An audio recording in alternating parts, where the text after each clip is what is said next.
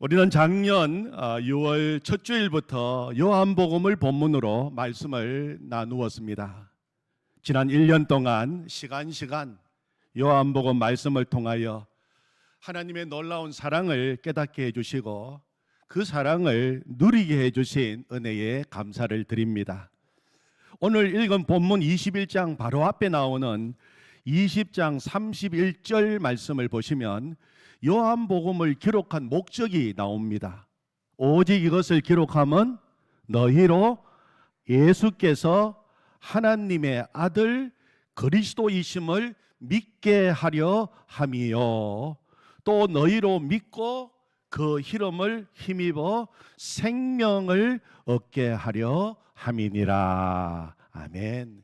사도 요한이 성령의 감동을 받고 요한복음을 기록한 목적이 두 가지입니다. 첫 번째는 예수님이 하나님의 아들이시요 우리의 구주이심을 믿게 하기 위해서 요한복음을 기록한 것입니다.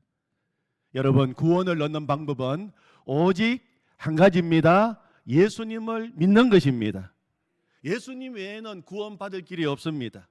그래서 예수님은 말씀하시기를 내가 곧 길이요 유일한 길이요 진리요 생명이니 나로 말미암지 않고는 아버지께로 올 자가 없느니라. 그렇게 말씀하셨습니다. 그래서 요한복음은 1장부터 끝까지 예수님이 누구신지를 우리에게 계속 선포하고 있습니다. 1장 1절 태초에 말씀이 계시니라 그 말씀으로 시작하면서 영원 전부터 말씀으로 계신 예수 그리스도, 그 말씀이 육신이 되어 우리 가운데 오신 예수 그리스도, 동령녀의 몸에서 태어나시고 죄 없으신 예수 그리스도, 십자가에서 우리를 위하여 피를 흘리신 예수 그리스도, 무덤의 문을 여시고 사망 권세 이기시고 부활하신 예수 그리스도, 성천하시고 우리를 위하여 중보하시는 예수 그리스도, 동시에 성령을 통하여 우리 가운데 오셔서 오늘도 우리와 함께 하시는 예수 그리스도, 이제는 영광스러운 왕으로 다시 오실 예수 그리스도, 하나님의 아들이신 예수 그리스도, 그 예수님을 믿도록 하기 위해서 이 요한복음을 기록한 것입니다. 그리고 두 번째 요한복음을 기록한 목적은 예수님을 믿어 영원한 생명을 얻게 하기 위함입니다.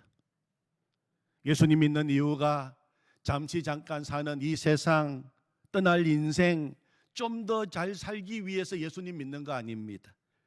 영원한 생명을 얻기 위해서 예수님 믿는 것입니다.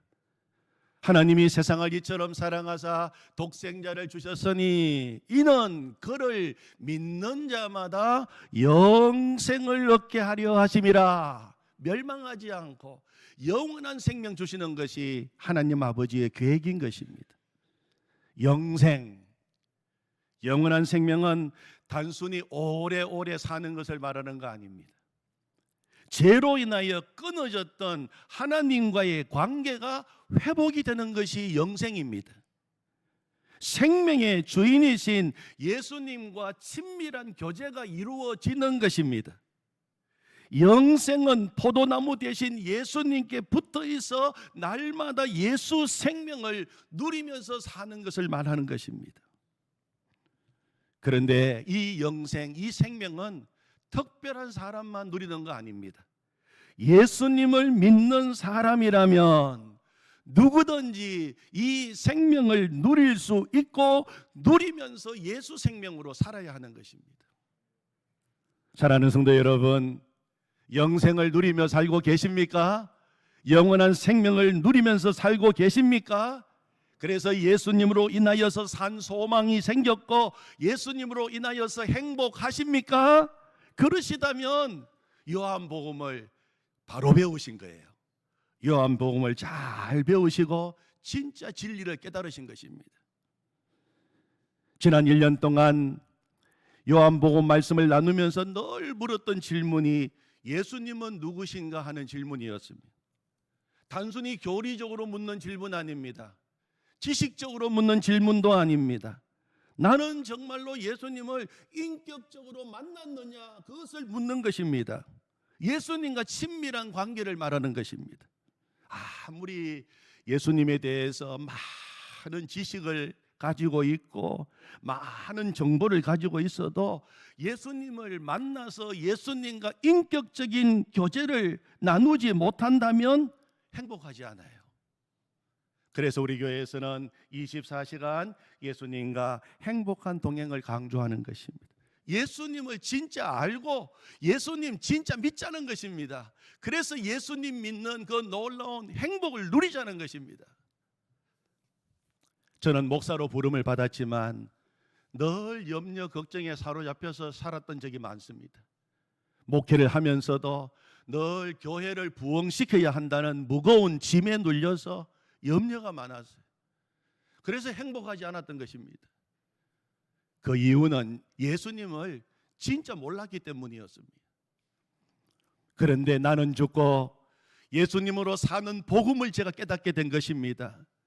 예수님과 친밀한 동행의 눈이 열리게 되고 예수님 진짜 만나고 예수님 진짜 믿고 예수님 진짜 알게 되니까 염려는 기도 제목으로 바뀌었고 하나님 아버지께 맡겨서 기도하면 되었고 하나님이 나를 목사로 부르신 목적이 예수님과 친밀한 동행에 있음을 알게 되고 그때부터 주님이 주시는 평강을 누리게 된 것입니다. 이제는 정말 예수님을 믿는 행복이 무엇인지를 알게 되었고 그 행복을 누리고 있는 것입니다. 간절한 소망은 우리 칠성교회 모든 성도님들이 한 분도 빠짐없이 이 행복, 예수님과 동행하는 행복을 누리시기를 간절히 축원합니다. 아멘. 여러분, 예수님 믿는 것은 정말 황홀한 일입니다. 예수님 믿는 것은 정말 행복한 일입니다. 그래서 교회는 행복한 사람들이 모인 곳입니다. 교회는 예수님 믿고 인생이 회복되고 삶의 이유와 목적이 회복된 사람들이 모이는 곳이기 때문에 교회는 행복한 곳인 것입니다. 오늘 우리가 같이 읽은 이 요한복음 마지막 21장, 부활하신 예수님이 찾아오심으로 삶이 회복되고 인생이 회복되고 비전과 사명이 회복되는 놀라운 이야기가 기록되어 있습니다. 이 회복이 어떻게 일어나게 되었습니까? 예수님이 찾아오심으로 일어나게 돼요. 예수님이 찾아오심으로. 여러분, 인생의 회복은 내가 열심히 노력하고 내가 열심히 무언가 어떤 방법을 찾는다고 되는 거 아닙니다. 예수님이 내 인생 가운데 찾아오시게 될 때 그때 내 인생의 회복이 일어나게 되는 것입니다. 오늘 본문에 나오는 베드로와 제자들은 갈릴리 바다로 고기잡이 나갔습니다. 밤새도록 검을 던졌어요.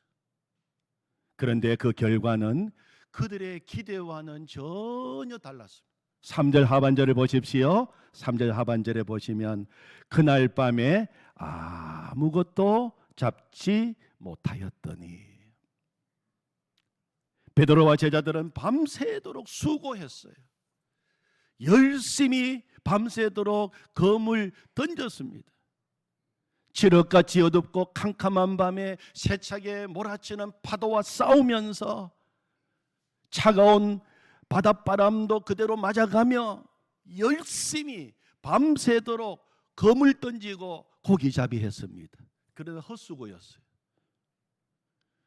그렇게 열심히 애를 쓰고 그렇게 열심히 노력하고 그렇게 열심히 수고했는데 아무것도 잡지 못했습니다.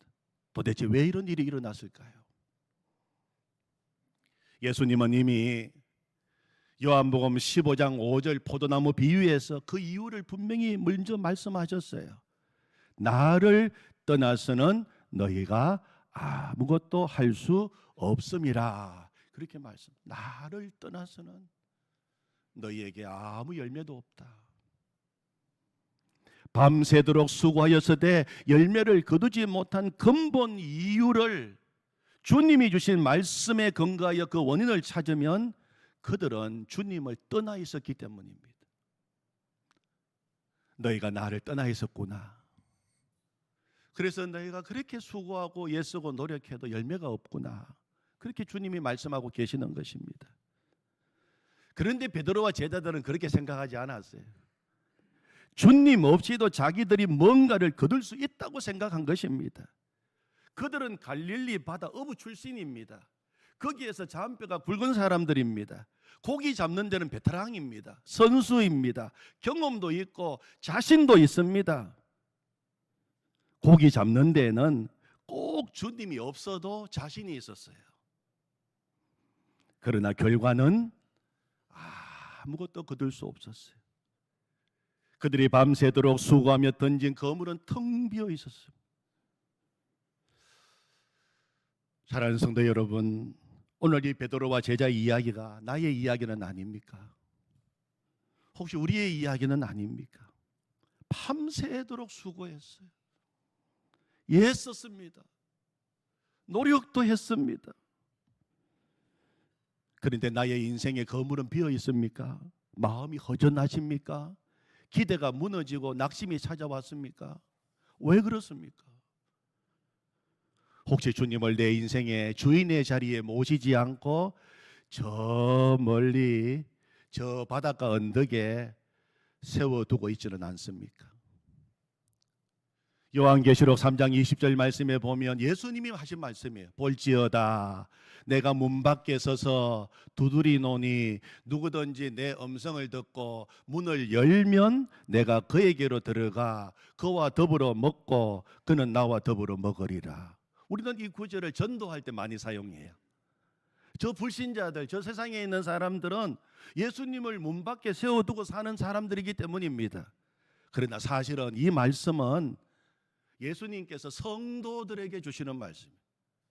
이미 예수님을 구주로 영접하고 신앙생활도 하고 주일날 되면 교회에 와서 예배도 드리고 그렇게 신앙생활하고 있는 라오디게아 성도들에게 주신 말씀입니다. 그러니까 오늘 이 말씀은 예수님 믿고 구원받고 오늘도 예배 자리에 나와서 예배 드리고 있는 우리에게 주시는 말씀, 우리에게 주시는 말씀. 볼지어다 내가 지금 문 밖에 서서 두드리고 있다. 문 좀 열어라. 문을 열면 내가 너에게로 들어가겠다. 예수님을 믿고 있다고 하면서도 얼마든지 예수님을 우리 마음 문 밖에 세워둘 수 있다는 것입니다. 찬송가 535장 1절 가사에 보면 주 예수 대문 밖에 기다려 섰으나 단단히 잠가두니 못 들어오시네. 나 주를 믿노라고 그 이름을 부르나 문 밖에 세워두니 참 나의 수치라. 내 실패가 어디서부터 온다고 생각하십니까? 내 경험이 부족해서 내 준비가 덜 되어서 때로는 여러 가지 여건이 안 되어서 실패한다고 생각하십니까? 주님의 진단은 나를 문 밖에 세워두었다고 말씀하셔요. 사랑하는 성도 여러분, 예수님은 구주이십니다. 구주이실 뿐만 아니라 임마누엘, 언제나 나와 함께 하시는 주님이십니다. 예수님은 예수님을 구주로 영접한 모든 그리스도인들과 세상 끝날까지 내가 너희와 항상 함께 있겠다고 약속해 주셨습니다. 그런데 우리에게 질문이 있습니다. 예수님께서 분명히 나와 함께 세상 끝날까지 어떤 상황, 어떤 형편에서도 나와 함께 하신다고 분명히 약속하셨는데 왜 예수님은 나와 함께 하시면서 내 인생 가운데 역사해 주시지 않는가? 예수님이 분명히 나와 함께 하신다고 하셨는데 왜 내 인생은 때로 이렇게 공허하고 내 마음은 자주 슬프고 눈물 나는가?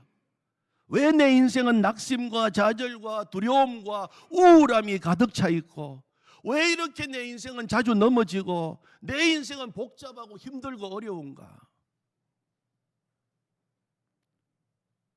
왜 예수님은 내 삶 가운데 역사하시지 않고 도와주시지 않는가? 그런데 여러분, 사실은 예수님께서 역사해 주시지 않는 것이 아니라 역사를 하고 싶어도 하실 수가 없는 것입니다. 예수님께서 역사해 주시지 못하는 이유는 우리가 예수님을 내 인생의 주인으로 인정도 하지도 않고 모시고 살지도 않아요. 요한복음 시작하면서 제일 먼저 나오는 기적이 무엇은 기적이었습니까? 가나 혼인잔치에서 물로 포도주를 만든 사건이었습니다. 예수님은 그 가나 혼인잔치집에 초대받아 가셨습니다. 손님으로 가신 거예요. 그런데 그 집에 포도주가 떨어졌습니다.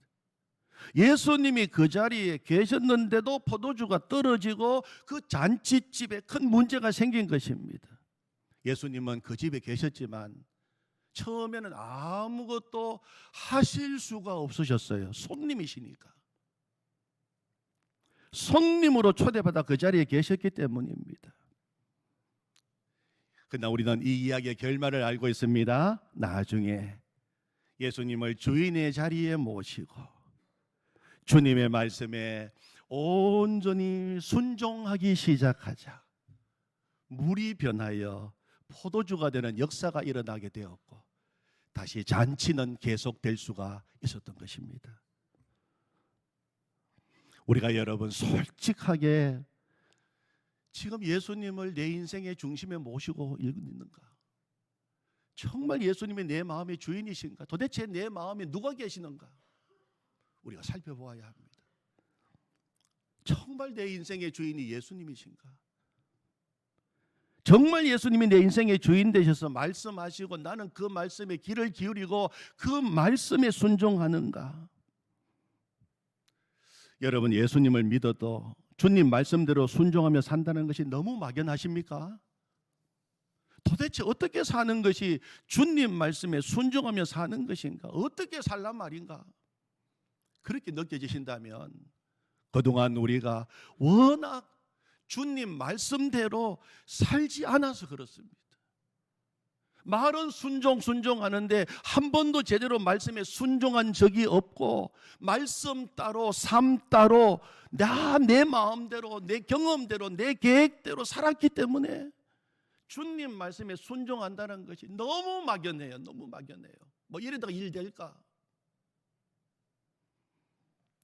오늘 말씀이 우리에게 주시는 중요한 영적 교훈은 주님을 저 바깥에 세워두고 주님 말씀에 귀 기울이지 않고 내가 내 인생의 주인 되어 내 열심, 내 계획, 내 경험으로 살았다면 이제는 그 삶을 멈추어야 한다는 것입니다. 멈추어야 돼요. 그래야 주님이 역사하십니다. 그리고 주님 말씀에 순종해야 됩니다. 순종해야 돼요.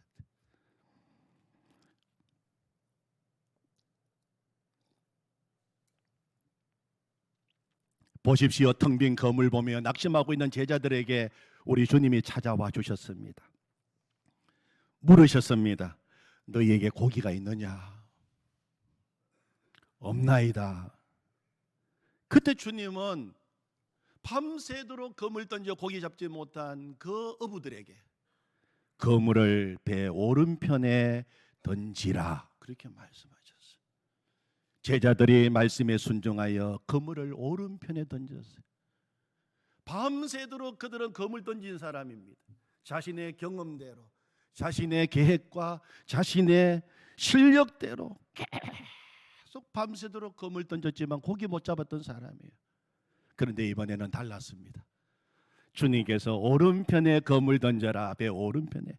주님이 오른편에 던지라고 하시니까 오른편에 던졌던 것입니다. 내 경험 내려놓고 내 열심 내려놓고 순종하여 그물을 배 오른편에 던졌더니 그물을 들 수 없을 만큼 많은 물고기를 잡히게 돼요. 도대체 이 물고기 어디 갔다 온 겁니까 여러분? 맨 그 바다에 있었던 건 고기 아닙니까? 주님 말씀에 그물을 던졌더니 고기가 그물 속으로 들어온 겁니다. 여러분 그동안 내 나름대로 최선을 다해서 열심히 한다고 하면서 밤새도록 또 던지고 또 던지고 또 노력하고 또 애쓰고 또 계획하고 그래서 고기 한 마리 잡지 못하고 텅 빈 그물 쳐다보면서 낙심하십니까? 아무리 띄었는데도 열매가 없고 나의 거물이 텅 비어 있다면 여러분 그때 주님께 물어봐야 됩니다. 주님, 제가 지금 주님의 방법으로 일하고 있는 겁니까? 주님, 제가 지금 제대로 가고 있습니까? 속도도 중요하지만 더 중요한 것은 방향입니다. 방향 잘못 잡고 쏙령내면 더 멀어지는 것입니다. 열심도 중요하지만 주님과 함께 가야 되는 것입니다. 주님 없는 내 열심은 밤새 헛구물질만 하다가 끝날 수 있다는 것을 우리는 알아야 됩니다. 열심히 사는데도 열매가 없고 실패와 좌절과 낙심을 경험하고 계신다면 무엇보다 지금 점검해야 될 것은 내 인생 가운데 예수님이 어디 계시는가, 도대체 내 마음에 누가 계시는가 하는 것입니다. 예수님을 내 인생 바깥에 저 멀리 바닷가에 세워두지 마시고 내 인생 한가운데로, 내 인생의 주님으로 모셔야 합니다. 그래서 주님이 직접 말씀하시는 자리에 모시고, 그리고 주님이 직접 말씀하시고 명령하는 것에 온전히 순종하게 될 때 우리의 텅 빈 거물은 그때부터 채워지는 역사가 일어나게 될 줄로 믿습니다. 아멘. 두 번째로 오늘 찾아오신 예수님은 제자들을 먹여주십니다. 제자들을 먹여주셔요. 밤새도록 갈릴리 바다에서 검을 던지고 추위와 피곤과 배고픔에 지쳐있는 베드로 제자들을 먹이시는 일을 하셨어요. 먹이주셨어요. 우리는 먹어야 돼. 주님이 차려주시는 것을 먹어야 됩니다. 주님이 숯불 피워놓고 그 위에 생선도 있고 떡도 준비하시고 맛있게 밥을 장만해 놓으시고 제자들에게 말씀하십니다. 12절, 예수께서 이르시되 와서 조반 먹어라 하시니, 아침 차려놓고 아침 먹자, 그렇게 예수님이 말씀하시는 것입니다. 주님의 마음을 아프게 한 제자들 아닙니까? 주님 홀로 버려두고 다 도망쳤던 제자들 아닙니까? 어린 여종 앞에서 주님 모른다고 부인하고 나중에는 저주까지 했던 베드로 아닙니까? 그런 제자 거든 베드로 얼마든지 야단치고 책망하실 수 있지만, 네가 나에게 그럴 수 있느냐 그렇게 말할 수 있지만, 주님은 그렇게 하지 않으셨어요. 주님은 끝까지 자기 사람들을 사랑만 하기로 작정하신 것입니다. 요한복음 13장 1절 말씀이 얼마나 저희 마음속에 깊이 다가오는 말씀인지 모릅니다. 6월절 전에 예수께서 자기가 세상을 떠나 아버지께로 돌아가실 때가 이런 줄 아시고 세상에 있는 자기 사람들을 사랑하시되 끝까지 사랑하시느라. 예수님은 사랑만 하시기로 작정하셨어요. 사랑만, 오직 사랑만 하시기로. 오히려 그런 제자들을 위하여 아침을 준비해 놓으시고 와서 아침 먹자고 지금 말씀하고 계시는 것입니다. 13절을 보시면 그들에게 떡을 가져다가 주시고 생선도 가져다가 주시고, 춥지, 배고프지, 수고해서 자 먹어, 그리고 힘내. 제자들을 먹이셨어요. 제자들의 마음을 어루만져 주신 것입니다. 사랑하는 성도 여러분, 이 시간에 여러분 가운데 지치고 피곤한 심령이 계십니까? 그러시다면 지금 이 시간 우리 곁에 오셔서 숯불에 구운 생선과 떡을 준비하시고 와서 밥 먹자 하시는 주님의 음성을 들으시기 바랍니다. 주님 차려주시는 밥상에 가서 주님과 같이 밥 먹어야 돼요. 그리고 주님의 음성을 듣는 것입니다. 이제 제가 사랑하는 성도님들 앞에서 말씀을 전할 시간이 그리 많지 않은 것 같습니다. 그래서 이 시간에 제가 여러분들에게 꼭 다시 들려드리고 싶은 하나님의 애창곡이 있습니다. 너무 잘 아시죠, 여러분? 제가 그동안 얼마나 많이 불러드렸습니까? 이제 여러분들과 함께 그 애창곡을 한번 같이 하고 싶어요. 저는 이 하나님의 애창곡을 자주 듣습니다. 또 듣습니다. 저를 향하여 언제나 하나님이 불러주시는 노래입니다. 잘하려고 하다가 실수하고 또 죄에 넘어져서 부끄러워하고 있을 때, 나의 기대가 무너져서 쓰러져 있을 때 가까이 다가오셔서 저의 등을 두드려 주시면서 다시 일어나라고 하시면서 불러주시는 하나님 아버지의 노래, 애창곡, 괜찮다송 아시잖아요. 괜찮다 괜찮다 그거 갖고 뭐하노. 이럴 수도 있고 저럴 수도 있지. 아깝다 그거 갖고 뭐하노. 이럴 수도 있고 저럴 수도 있지. 같이 부를 건데요. 아깝다, 진짜 아깝다는 그런 마음으로 불러야 됩니다. 예, 진짜 아깝다. 잘할 수 있었는데 또 실수했구나. 뭐 괜찮아. 예, 같이 부르겠습니다.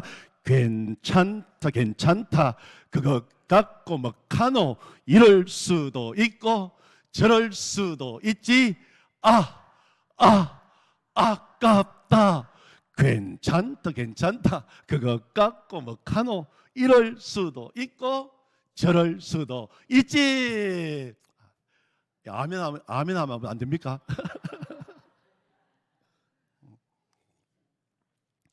하나님 아버지가 자주 불러주시는 노래예요. 삶의 무게가 무거워서 그 자리에 주저앉은 분이 계십니까? 일어나십시오. 그것 갖고 뭐 하십니까? 또 넘어졌습니까? 다시 일어나면 됩니다. 그것 갖고 뭐 합니까? 하나님 아버지가 나를 붙들고 계시는 것입니다. 오늘 이 시간도 주님은 우리에게 다가오십니다. 지치고 피곤한 우리를 위로하시고 생명의 떡을 준비하시고 우리에게 먹어 그렇게 말씀하십니다. 여러분, 주님이 차려주시는 아침밥 꼭 먹으시기 바랍니다. 아침밥 꼭 먹으셔야 돼요. 아침에 일어나서 그냥 일터로 그냥 삶의 자리로 나가지 마시고 우리 주님이 차려놓으신 아침밥 꼭 먹으시고 우리 자녀들하고도 주님이 차려놓으신 아침밥 먹자. 그래야지 아이들이 공부하지 않겠습니까? 그래야지 이 세상을 변화시키는 베드로 같은 비전의 사람이 되지 않겠습니까? 아침밥 먹자. 주님이 날마다 말씀하십니다. 세 번째, 그리고 우리 주님은 베드로를 회복시켜 주셨어요. 회복시켜 주셨어요. 여러분, 베드로에게는 부끄러운 과거가 있었습니다. 실패했던 순간이 있었습니다. 정말 그것만 생각하면 너무 낯이 뜨거워지고 부끄럽고 상처가 되었던 문제가 있습니다. 다시는 생각하고 싶지 않은 슬픈 과거였어요. 그런데 주님이 찾아오셔서 주님 앞에서 다시 그 문제를 보게 해주시는 것입니다. 그리고 치유하시는 것입니다. 그리고 회복시켜 주시는 것입니다. 9절을 보시면 육지에 올라와 보니 숯불이 있는데, 하필이면 숯불입니다. 그 위에 생선이 놓였고 떡도 있더라. 숯불부터 보여서 숯불부터. 베드로를 찾아오신 예수님은 숯불을 피워 놓으셨어요. 하필이면 숯불입니다. 여러분, 베드로가 예수님 신문당하시고 십자가에 죽으신 이후로 베드로는 숯불만 보면 고통스러운 과거, 부끄러운 과거가 떠올랐어요. 예수님 잡히시던 그 밤 제사장 뜰에 가서 신문 받고 계시는 그 새벽에 베드로도 그까지 따라갔다가 숯불 쬐면서 그 뜰에서 숯불 쬐면서 주님 모른다고 3번이나 부인했어요. 나 예수 모른다, 저 사람 모른다, 저주까지 하면서 나중에는 모른다고 숯불 앞에서 부인했어요. 그런데 다시 찾아오신 예수님 숯불 피워놓고 베드로 지금 맞이하는 것입니다.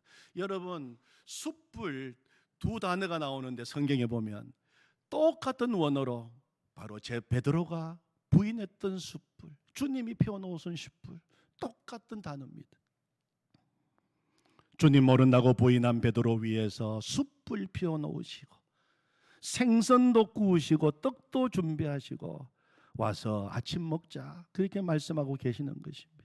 그리고 아침 다 먹고 난 다음에 제가 주님 사랑합니다 3번이나 고백할 수 있는 기회를 주고 계십니다. 15절 이하를 계속 읽어보시면 예수님은 베드로에게 물으십니다. 시몬아, 네가 나 사랑하는 건 맞지? 그건 너 본심이지? 예, 주님, 제 주님 사랑합니다. 제 본심입니다. 또 주님 물으십니다. 시몬아, 너 정말 나 사랑하는 거 맞지? 예, 주님, 제가 주님 사랑합니다. 또 주님 물으십니다. 시몬아, 진짜 너 사랑하는 거 맞지? 너 나 좋아하고 사랑하지? 예, 주님, 제가 진짜 주님 사랑합니다. 한 번만 물으셔도 될 걸 동일한 질문을 3번이나 물으십니다. 왜 그렇게 하셨습니까? 3번 모른다고 부인한 베드로, 그 슬픈 과거, 마음에 눈물 나는 그 답답한 그의 마음을 사랑으로 또 덮어주시고, 사랑의 고백을 하면서 그 마음을 또 어루만져 주시고, 또 어루만져 주시면서 계속 주님 사랑한다고 고백하도록 만들어 주신 것입니다. 예수님이 숯불 피워놓고 그 앞으로 부르셨을 때 숯불을 보자 그의 심장은 멈출 것 같았을 것입니다. 주님석이 너무 부끄러웠을 것입니다. 너무 죄송했을 것입니다. 그런데 주님은 그런 베드로 용납하시고 부끄러웠던 과거 다 치유해 주시고, 그리고 내 양을 먹이라고 사명자로 우뚝 세워주신 것입니다. 여러분, 우리 예수님은 우리 과거 다 알고 계십니다. 아십니까 여러분? 예수님은 우리 과거 다 알고 계셔요. 우리가 꼭 숨겨놓았던 그 과거도 다 알고 계십니다. 우리의 아픈 상처도 알고 계십니다. 내 눈물 나는 아직도 여전히 아픈 상처도 알고 계십니다. 그런데 예수님은 그런 상처 감추고 그 상처 뒤에서, 그 죄 뒤에서 숨어 살게 하시는 주님이 아니시라 주님 앞으로 부르셔서 주님 앞에 내놓게 하시는 것입니다. 생각하고 싶지 않은 실패 순간, 말씀대로 살지 못한 죄, 불순종한 죄, 가슴속에 묻어두었던 상처, 그거 그대로 두면 두고 마귀의 조롱거리가 되고, 두고 수치거리가 되고, 두고 마귀가 정죄할 것인데 그거 놔둬야 되겠습니까? 주님은 그 죄를 드러나게 하시고 직면하게 하시고 그리고 용서하시고 치유해 주신 것입니다. 여러분, 이 사건 이후로 베드로의 삶 가운데 놀라운 일이 생겼습니다. 예전에 숯불 아주 경기했어요. 숯불 아르렉이 있었어요. 숯불은 부끄러움과 실패의 상징이었는데 이 사건 이후로 숯불만 보면 주님이 생각나는 겁니다. 베드로야 힘내, 베드로야 먹어, 베드로야 너 사랑하지? 예, 주님, 제 주님 사랑합니다. 주님과 아침 먹고 주님 앞에서 뜨겁게 사랑을 고백했던 그 숯불이 되어버린 것입니다.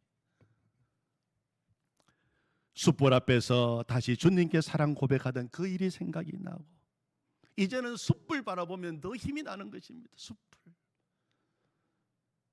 사랑하는 성도 여러분, 우리는 살면서 실패할 수도 있습니다. 또 넘어질 수도 있습니다.